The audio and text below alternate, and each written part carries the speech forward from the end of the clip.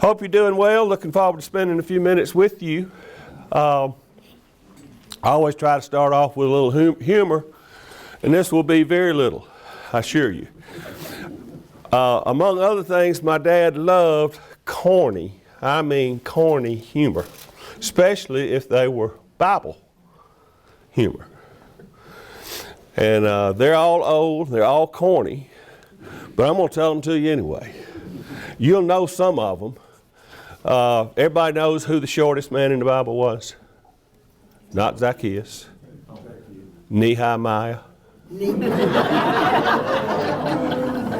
I know, that goes down pretty quick. Got two more just as bad. Pardon? I have a very tough skin, so that's all right. I'm a persevering person. When was baseball first mentioned in the Bible? Genesis 1:1 in the big inning. And finally, when was tennis mentioned in the Bible? Look, all right, somebody's already writing these down. Unbelievable. Unbelievable. Yeah, it was actually, I think, Solomon served in David's court. So now we're off to a biblical beginning. You know, and sometimes things are not exactly like they appear to be. I remember as a college student going to Jasper, Alabama, and hearing Gus Nichols speak. How many have ever heard Gus Nichols speak? Okay. Well, you know, I was still trying to see if I was going to be a Christian or not. And what I remember about him was that I heard how long he spoke. You know, he was going to speak hour and 45, something like that. And I was kind of dreading that, but this is one of these obedience things we'll talk about a little bit today. And I remember thinking, oh, this is going to be a drag.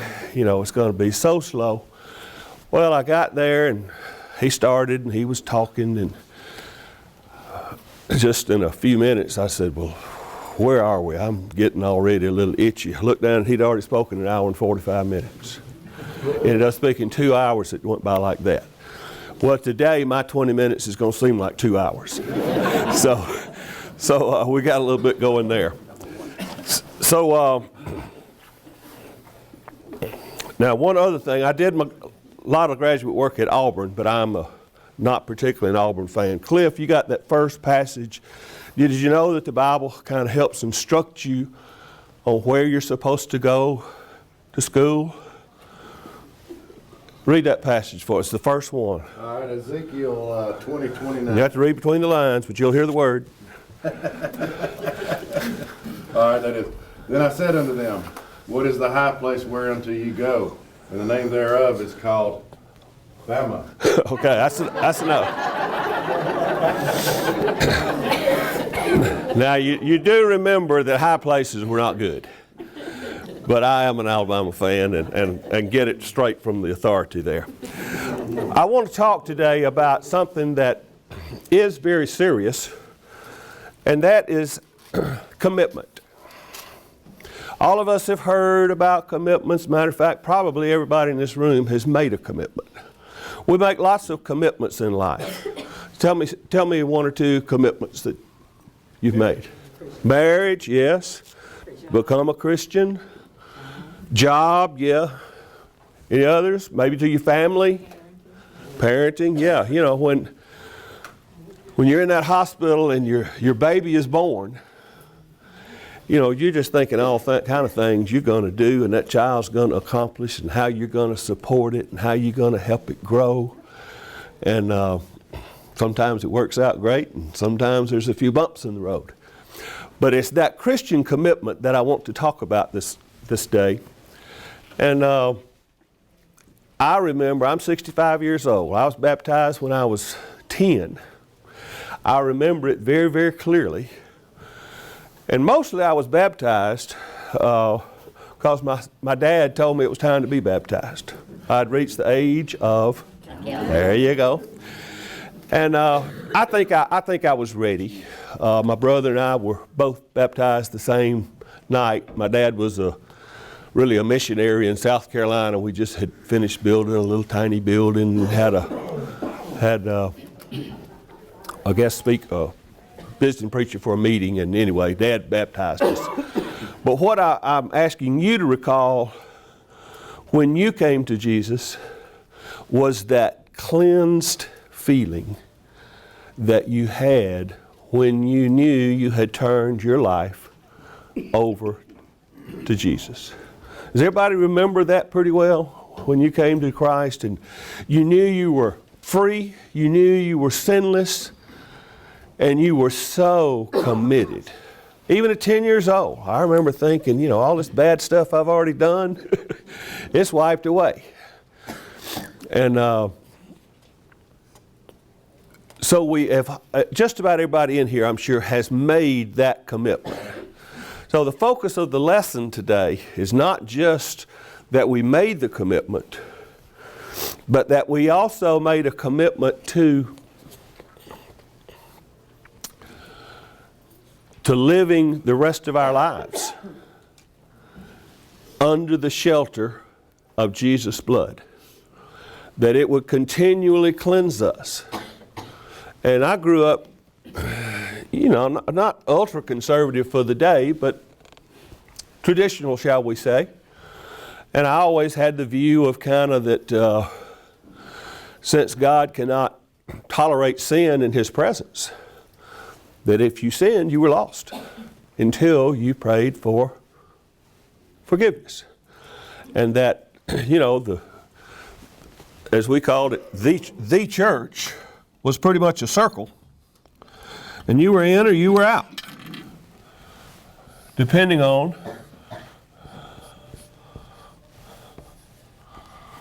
and that your life kind of went like this. That's a very false view. But it's kind of how I grew up. I was also extremely influenced in the area of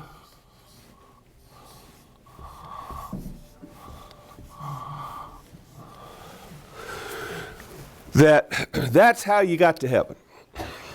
I don't know that I heard much about grace until I was, 35, somewhere around in there. And I still today, while I heartily believe in grace, I don't believe grace is all there is. And that's not what the sermon's necessarily about, just trying to get us a base level to get up from. I believe that at the very least, in the area of works, we have to have a response to the gospel. It may not be particularly works, that's debatable. I don't think we can go to heaven without grace. And as we'll read shortly, I think you can't go to heaven without works. Paul had a little something to say about that. But back to our commitment to be a Christian. Let's see, I don't know if I can get all this up here or not.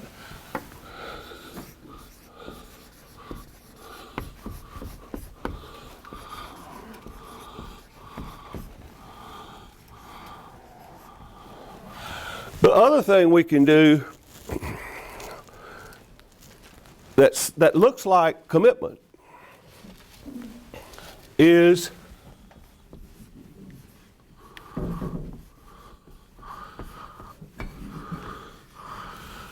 a donation.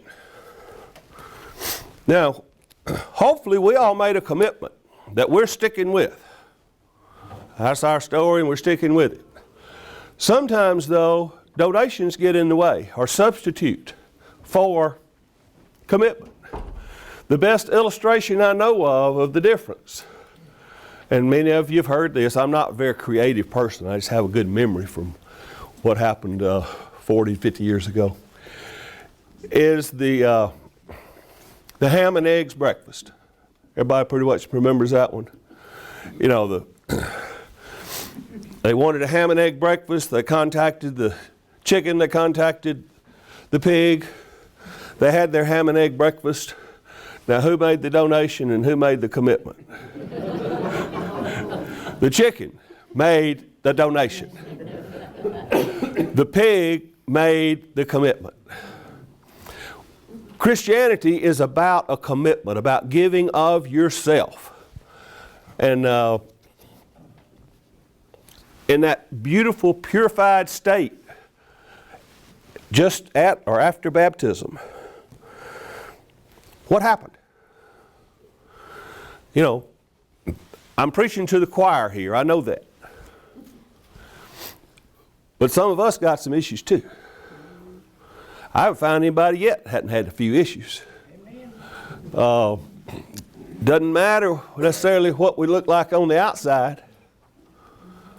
We've had struggles and trials in our life. Now maybe yours are worse than mine, or mine are worse than yours. You know, we're not in this judging business. But life has trials. Everybody has troubles. So, what happens to our commitment? Some of us, including myself, made a commitment, say, in marriage, and that commitment is no longer there. For whatever reason. We're not getting into the what's and the whys. But spiritually is where I'm going to, and I kind of started out this process of trying to establish a lesson with the idea of somehow in a positive way telling the story or asking the question, why don't we do more for Jesus if we're committed? And I said, well, that's just too negative. I want it to be positive, and that's where it kind of turned into a study of commitment.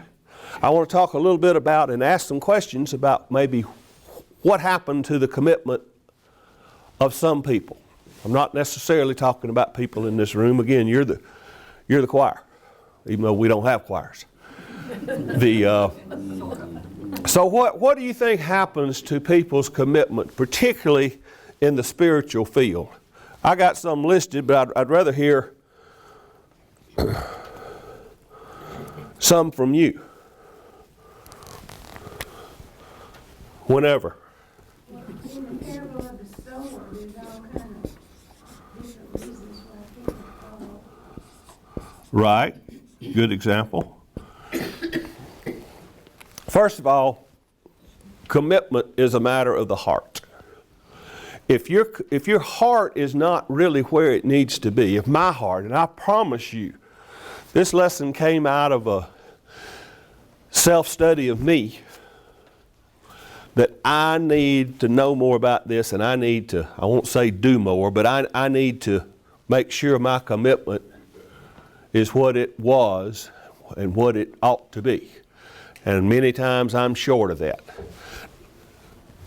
Please hear me on this. I'm not talking about you work your way to heaven. I'm not talking about that. I don't believe you can work your way to heaven. But I do think we need to do good deeds. One thing that happens to some is we just can't help it. What did Flip Wilson say? The devil made me do it. All right, Cliff, you got a passage there, I think. Romans 7:18. Yeah, listen, we don't know who wrote, we know who wrote Romans, we don't know who wrote Hebrews. This is Paul talking, and listen to the person that we hold in the very highest esteem as far as his Christian walk and his commitment. Read it. For I know that in me, that is in my flesh, dwelleth no good thing. For the will is present with me, but how to perform that which is good I find not. For the good that I would do not, but the evil which I would not that I do. Well, you need another translation. For the good that I would, I do not. Yeah, that's the heart of it. You know, I know to do good, and I don't do it. And the things I know I shouldn't do, I do. That's Paul. If that's Paul, imagine where I am. That's a problem with your commitment. So it can be a problem like Paul's. Some of us feel like we can't make a difference. No matter what we do, we can't make a difference. There's other people who can do it better. Other people who have more ability, that's a 1. Other people who have more opportunities, you know, no matter where you are, where I am, there are things that we can do and things that might cause us to be weak. And thinking you can't make a difference is not a valid reason for not doing anything. Another one, we may not know what to do. There's a lady who's not in this class right now that I highly respect, and we were talking one day about this sort of thing, and she said, you know, I just don't know what to do. I don't know where to go. I'm such and such an age and a lady, and I just don't think I can walk into the bars of downtown Birmingham and start talking about Jesus. That's not what we're talking about. I can't either. But we struggle with identifying what it is we might could do. Those of you see me beating myself to death, I'm looking for the top to this. Oh. I got it. Another one might be shyness or reticence to step out and seek something that will build our commitment or keep it strong if it's good and strong. And like I say, most people in this class have a very strong commitment to Jesus. But some people just aren't built to be out front. I know you don't believe this, probably, but back in education they gave us all these little personality profiles and everything. There's a name for the test where you have 4 quadrants, and I ended up being an introvert. I'm an introvert. I learned to be outgoing when needed, because that's what I needed to do in my work and my second career and all that sort of thing, is to not be overly shy. But I love a week that I never get off my property except to go to church. I don't have much property. But I'm fine just living a low profile, quiet life. Don't like the phone to ring. Stay off the computer most I can. Now you said you were glad Donnie called. Yes, I was glad Donnie called. I was glad to get Donnie's call that day that my house fire occurred. Here's the kind of a sensitive reason your commitment could be weakened. It is you may feel like you're not in the group. Now, I know churches aren't supposed to have the group. But as part of, you know, every problem you got in the world, you're going to have in the church to some degree, hopefully a far less degree. And there are movers and shakers, and if you study anything about group dynamics, you know that there's going to be forces involved that make things happen. And there's going to be inertia that makes it difficult to get going anywhere. So sometimes we just don't feel like we quite fit in. And therefore, we're not going to do a whole lot. And I can name a few of you, but I won't. That's a joke. Maybe we're beaten down by life's problems. I mean, we talked earlier about everybody's got some issues, everybody's got some problems. Sometimes they can just wear you out and beat you down. Yeah, what was it? Was it Demas who'd forsaken him because of the cares of the world? Who? Yes, that's right. Demas, okay. That is a huge problem in our relationship with God and our commitment with God. It's back to the matter of the heart that is, you know, central theme to this lesson is how is your heart? Are you able to evaluate your own heart in a positive way and be maybe not totally satisfied? We all have more than that we know we could do, but sometimes we just don't do it like Paul. Some people are tired of trying. You know, they've undertaken something, it just didn't work out. I can testify to one of those. Jenny, forgive me, I'm going to have to say a little something. I'm jaded on benevolence, benevolent work. We did that program for a couple of years, I guess. I don't know if we really helped anybody or not. I really don't. Some cases we certainly didn't do any harm. We reduced it finally to where all we were doing was giving out some food, because there was so much abuse, and people would even ride up here and ask for food so they could sell it for drugs. It's hard to reach the true needs that are out there. They are out there, but I had real problems identifying them and really working with them. Society is scary out there, but maybe we get jaded. If I tried it with old John over here, and he went out and did so and so, or he's right back like he was, we can never change him. And our attitude, our Christian attitude, has to be one of benevolence. I got a lot of work to do there. I just do. I was all about it when Jenny and I took the program. It was wonderful. Where's Greg? There's old Greg, yeah. Any disappointments you think ended it all, Greg? Greg's the heir apparent. And it's a difficult work to do. The church, it's clear that's part of the church's mission, but it can affect our commitment. Complacency. Ooh, that's a bad one.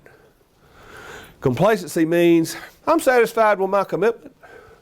I do lots of good stuff. I show up on Sunday. I even go to class. I write a check every Sunday. That's a donation, by the way, not a commitment. It is part of a commitment, yeah. But complacency is the devil. We need to be on an upward slope in our commitment, becoming more and more like Jesus. A higher and higher percentage of ourselves. I cannot believe that. All right, moving on to how you build a great relation. How do you if we've talked about how it can be weakened, how can it be strengthened? It's a matter of the heart. It's this classic lifelong struggle, I don't care who you are, of self versus God commitment. We are human. We have a selfish side. Some people never get out of that. And it's all about them. It's all about me. I want, then I'll do.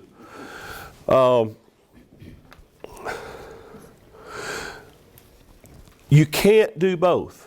I'm not sure which verse it is. It's Luke 16:13. I may have skipped a couple. Luke 16:13. Yeah. No servant can serve two masters, for either he will hate the one and love the other, or else he will hold to the one and despise the other. You cannot serve God and mammon. Right. You have to make a choice. Not making a choice is a choice. Not just you, but everybody. What did Joshua say in his final charge to the people? As for me and my house, we will serve the Lord. That's a commitment. And do you know how long that commitment was effective? All through the rest of his life, which was short, but the lives of all of the people that assumed his responsibilities. All the people of Israel served him. I'm just going to have to read them and be done. There's all kinds of work you can do within the church. Everybody has at least one talent. Good. We got 10 and 5. Everybody's got at least one. Are we using it or are we burying it? Visiting. It's a big one. I need to do that. I see it as a need. I'm not doing it. Very little.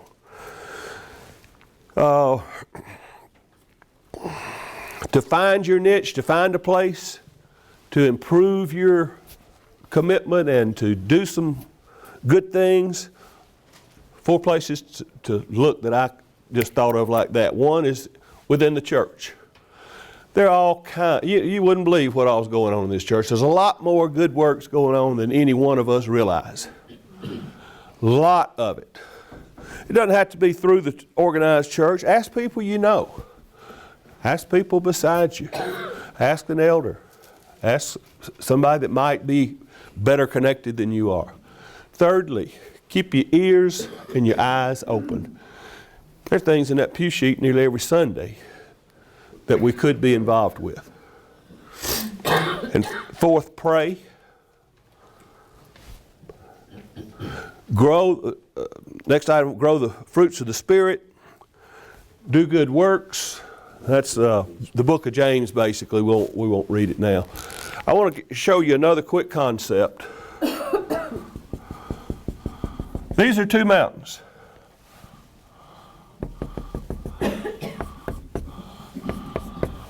I don't know how you look at this. I think most of you are looking at it the way I think I look at it. Up until I was 35 years old, or somewhere in that neck of the woods, I thought that going up the mountain to heaven was a series of steps, and you got almost to the top, and you had grace. You know, you almost did it on your own. You almost did it by yourself. You work harder, you do more, you get further up the mountain. That's not right. I don't know exactly where these lines are drawn, but now I see it as we just barely get off the ground with anything we do on the road, upward road to heaven. We just do a little bit in the comparison of how we have to get there. We have to have the blood of Jesus. We have to have the grace that He provides. And I'm not belittling this amount. I'm just saying most of what needed to be done, God's already done. It's not a pass to heaven. The gate is still wide. Gates are still wide and narrow. The road's wide and narrow. Everybody's not going. I'm not sure which of y'all are not, but I got some ideas.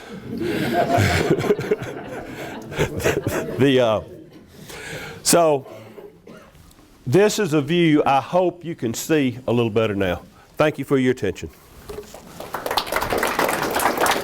The Encouraging Words programs at the Homewood Church of Christ, coming to you from the Tri-Room under the direction of Russ Brown. Today's speaker, Donnie Phillips.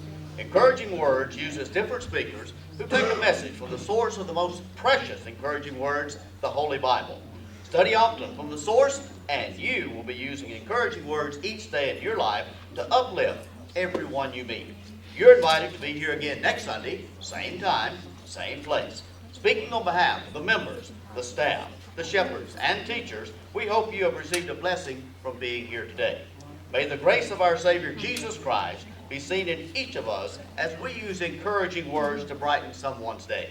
We will now adjourn to the auditorium to continue our morning worship.